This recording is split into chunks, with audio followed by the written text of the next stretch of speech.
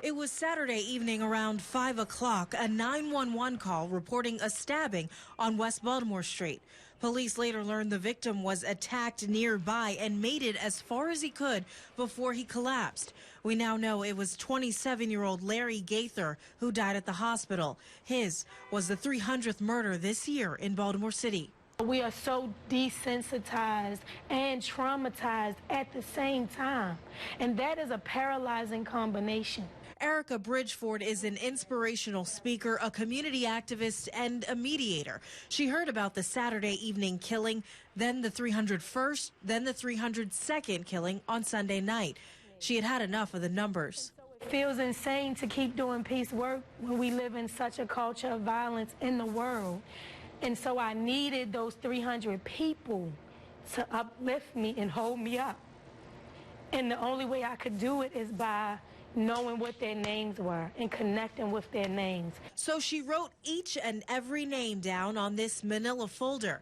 Two of them she knew. 9 is my stepson, Darius White. Her stepson was killed in January. And number 88 is my cousin, Talil Yassin. Her cousin was killed in May. Bridgeford says once she finished, the hopelessness she felt, it was gone. I was now ignited by their energy. Same for Changa Oyanga, executive director of Community Mediation Baltimore. He says he sees the homicide rate as an indication he's not doing enough, but also more convicted in the work he does, teaching particularly young people the tool of mediation. The idea of talking to work out what's going on and negotiating, making a new deal for yourself, and if you could just get that tool into their hands, then we would have a different dynamic. We would have a much different dynamic. So he and Bridgeford will keep pushing forward, both issuing a similar call to the rest of the community to join in and do something.